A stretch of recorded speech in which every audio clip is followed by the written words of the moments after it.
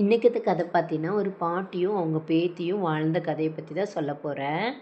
So அந்த பாட்டி என்ன பண்ணாங்கன்னா, சின்ன வயசாக இருக்கும்போது நிறைய வேலைகள்லாம் செஞ்சு கற்று வச்சுருந்தாங்க.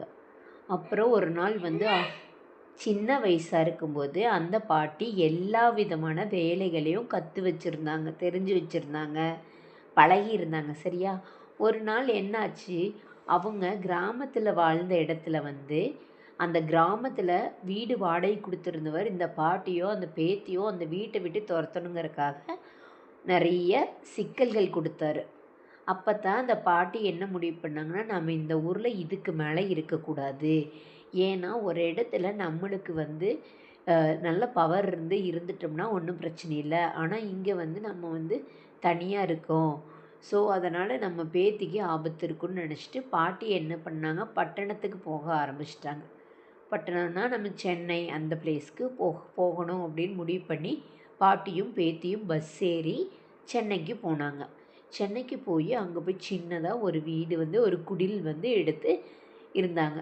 அப்போ தான் பாட்டிக்கு ஒரே யோசனை, என்ன பண்ணுறது, இந்த பொண்ணை படிக்க வைக்கணும், மற்ற வேலைகள் எல்லாம் செய்யணும் அப்படின்ட்டு பாட்டி யோசிச்சுட்டே இருந்தாங்க.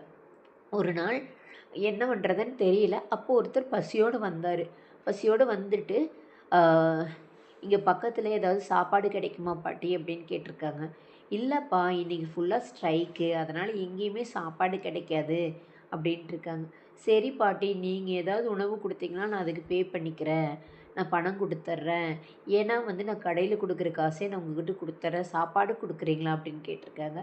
எனக்கு காசெல்லாம் வேண்டாம்ப்பா, நீ சாப்பிடு அப்படின்னு சொல்லி சாப்பாடு கொடுத்தாங்களாம்மா. அப்போ அதை சாப்பிட்டு அவர் சொன்னாராம்மா, உங்கள் சாப்பாடு ரொம்ப அருமையாக இருக்குது பாட்டி, எனக்கு டெய்லியும் இந்த மாதிரி சாப்பாடு கொடுத்துருங்க, நான் வந்து அதுக்கான பணத்தை பே பண்ணிடுறேன். ஏன்னா நான் இங்கே தினக்கூலி வேலை செய்யும்போது வந்து வெளியில் வந்து தான் சாப்பிடுவேன். ஸோ அதனால் நீங்கள் எனக்கு சாப்பாட்டுக்கு ரெடி பண்ணி கொடுங்க, நான் உங்களுக்கான பணத்தை நான் கொடுத்துட்றேன் டெய்லிக்கும் அப்படின்னாங்களாம்மா. அப்போ தான் பாட்டிக்கு யோசனை வந்ததாம்மா, நம்ம ரொம்ப நாளாக வேலை தொலைவி கஷ்டப்படுறோம், அதுக்கு பதிலாக இந்த மாதிரி செய்யலாம், எல்லாத்துக்கும் உதவி செஞ்ச மாதிரி இருக்குன்னு சொல்லிட்டு பாட்டி தன்னால் முடிஞ்ச வேலைகளை இட்லி, தோசை காலையில், அப்புறம் பூரி, கொஞ்சம் கொஞ்சமாக சின்ன சின்னதான விஷயங்கள செஞ்சாங்களாம்மா பாட்டி. அப்புறம் கொஞ்சம் கொஞ்சமாக மதிய உணவு செய்ய ஆரம்பிச்சிருக்காங்க.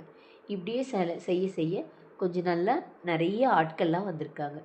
அப்போ வந்து பாட்டிக்கு சரி ஓகே, நம்ம ஒரு தள்ளுவண்டி போட்டால் என்ன அப்படின்னு ஒரு யோசனை வந்தது. சரின்ட்டு ஒரு தள்ளுவண்டி கடை போட்டு நல்லா விற்றாங்க. நல்லபடியாக வியாபாரம் நடந்தது.